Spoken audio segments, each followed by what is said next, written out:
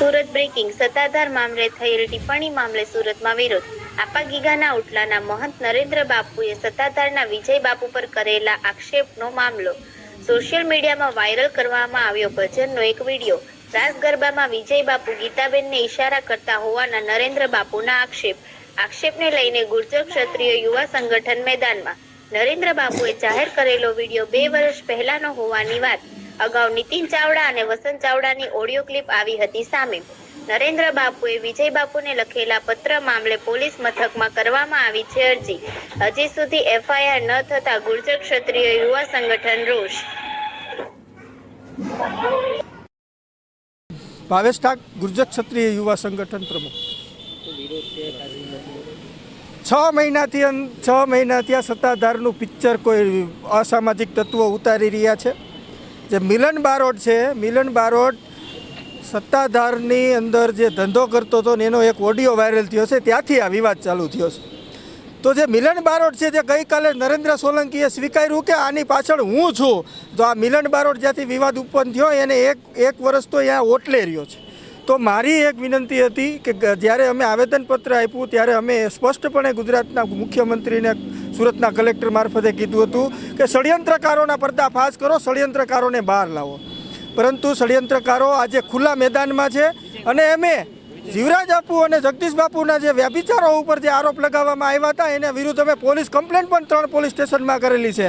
તો કેમ પોલીસવાળા એફઆઈઆર ફાડતા નથી? શું કામ? કે આ ભાજપનો નેતા છે. એટલે આપણા માધ્યમથી કહું છું કે હું સત્તાધારની અંદર જે ચાલી રહેલા વિવાદની અંદર જો તમારી પાસે એવિડન્સ હોય તો તમે કેમ ચોળીને લાંબુ કરો છો? તમે કેમ પિક્ચર ઉતારો છો? એક જ ઝાટકે પૂરું કરો અને જાહેર કરો કે આ અમારી પાસે ડોક્યુમેન્ટ છે, આ અમારી પાસે પુરાવા છે. કેમ નથી કરતા? કારણ કે તમારી અંદર ક્યાંક ને ક્યાંક તમારી અંદર ડર છે કે અમારી પાસે પુરાવાઓ નથી. વસંત ચાવડા અને નીતિન ચાવડાનો જે ઓડિયો વાયરલ થયો છે એમાં કાંઈ વહીવટની વાત ચાલે છે, તો શું એ વહીવટની વાત તમે જોવો છો? તો આની અંદર જે ષડયંત્રકારો છે એની પોલીસ કમ્પ્લેન્ટ મેં કરેલી છે, એની અંદર એફઆઈઆર કરવામાં આવે. અને જે વિડીયો વાયરલ થયો છે 2 વર્ષ પહેલાંનો છે અને 2 વર્ષ ત્યાં સોશિયલ મીડિયામાં જ છે, એની અંદર તોડી મરોડી અને મીડિયાને ગેરમાર્ગે દોરી અને પોતાની પબ્લિસિટી માટે એને વાયરલ કરવામાં આવ્યો છે. તો હું તમને આ મીડિયાના માધ્યમથી જણાવવા માગું છું કે સત્તાધારની અંદર ચાલી રહેલા ષડયંત્રકારોને જેલ હવાલે કરવામાં આવે. અને જગદીશ મહેતા જે છે, જગદીશ મહેતાના એક સ્ટેટમેન્ટની અંદર મેં એવું સાંભળેલું હતું મીડિયાના માધ્યમથી કે જ્યાં જે બંગલો છે એ બંગલો કોઈ સામત ગોગન નામના વ્યક્તિનું બોર્ડ મારેલું છે. તો હું તમારા માધ્યમથી તો એક હું કહેવા માગું કે સામંતભાઈ, જો તમે સત્તાધારના અનન્ય સેવક છો તો મારી એવી વિનંતી છે કે જો આ બંગલાના હિસાબે વિવાદ ઊભો થયો હોય તો આ બંગલાને તોડી નાખવામાં આવે એવી મારી માંગણી છે. માંગ નહીં સ્વીકારાય તો સુરતથી ફરીવાર યુવાનો જાગશે અને આંદોલનના માર્ગે જવા મજબૂર નહીં કરીએ. આંદોલનના માર્ગે જવા મજબૂર ન કરો તો વધારે સારું છે.